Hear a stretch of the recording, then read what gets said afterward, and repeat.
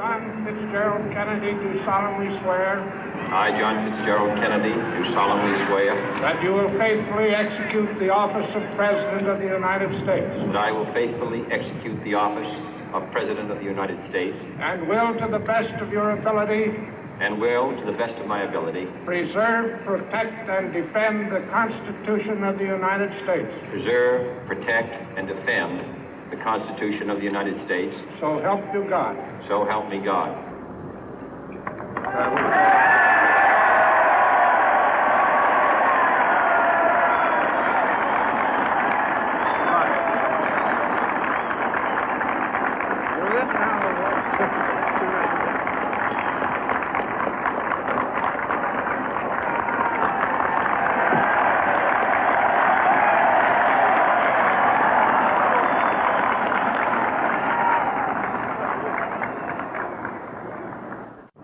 Vice President Johnson, Mr. Speaker, Mr. Chief Justice, President Eisenhower, Vice President Nixon, President Truman, Reverend clergy, fellow citizens.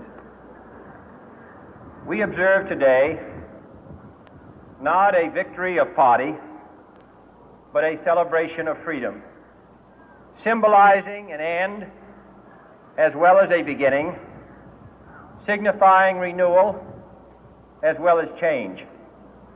For I have sworn before you and Almighty God the same solemn oath our forebears prescribed nearly a century and 3/4 ago.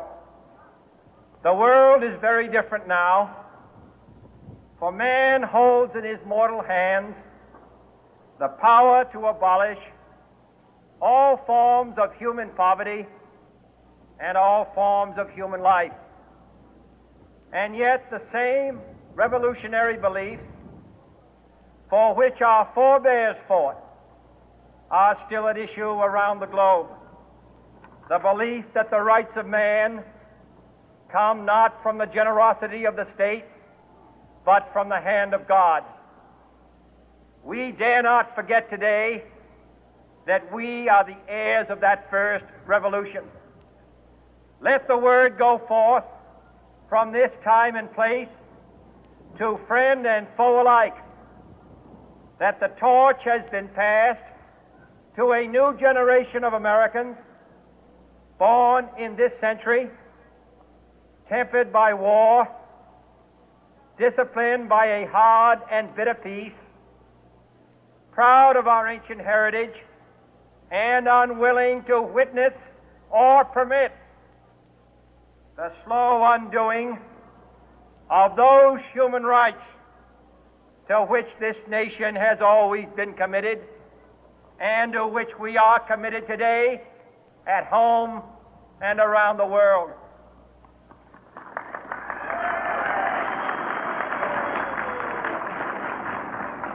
Let every nation know, whether it wishes us well or ill, that we shall pay any price, bear any burden, meet any hardship, support any friend, oppose any foe to assure the survival and the success of liberty.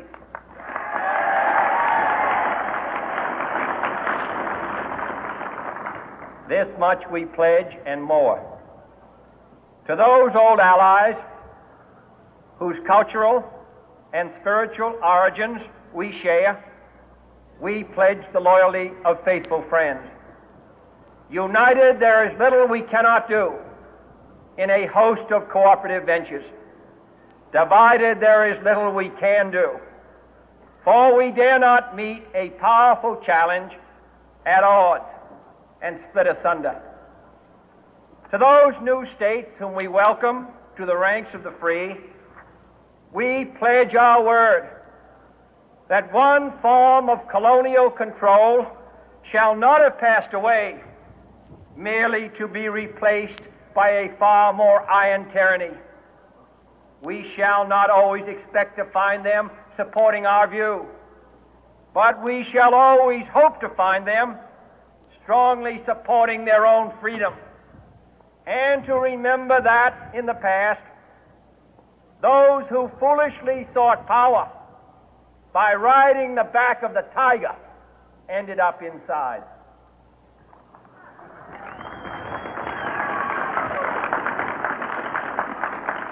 To those people in the huts and villages of half the globe struggling to break the bonds of mass misery, we pledge our best efforts to help them help themselves for whatever period is required, not because the communists may be doing it, not because we seek their votes, but because it is right. If a free society cannot help the many who are poor, it cannot save the few who are rich.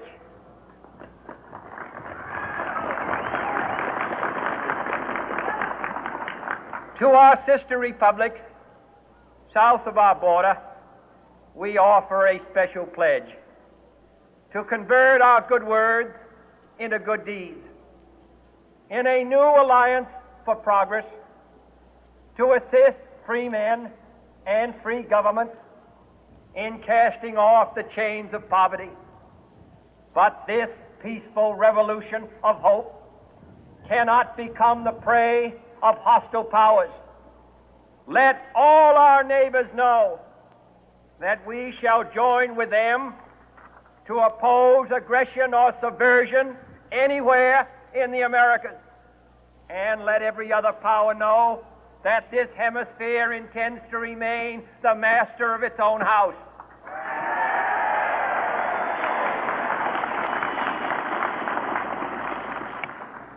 To that World Assembly of Sovereign States, the United Nations, our last best hope, in an age where the instruments of war have far outpaced the instruments of peace, we renew our pledge of support to prevent it from becoming merely a forum for invective, to strengthen its shield of the new and the weak, and to enlarge the area in which its writ may run.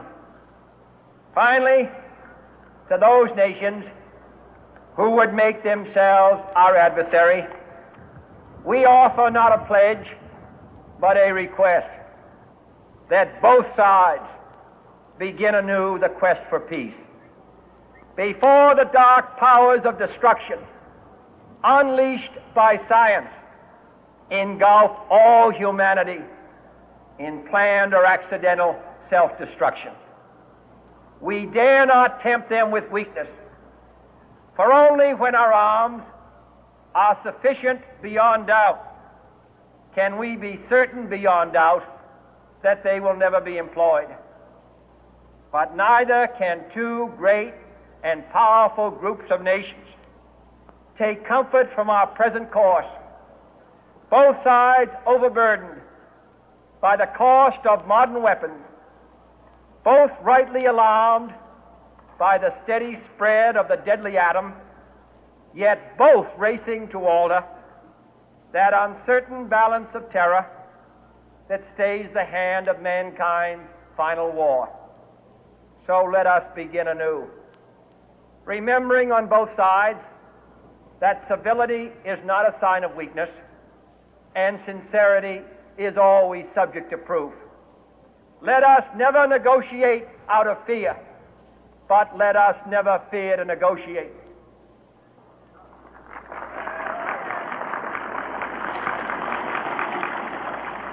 Let both sides explore what problems unite us, instead of belaboring those problems which divide us.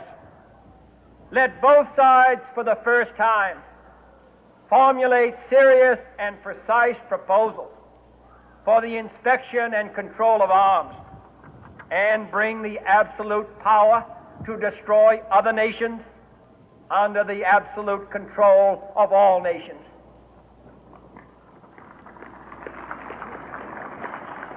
Let both sides seek to invoke the wonders of science instead of its terrors. Together, let us explore the stars, conquer the deserts, eradicate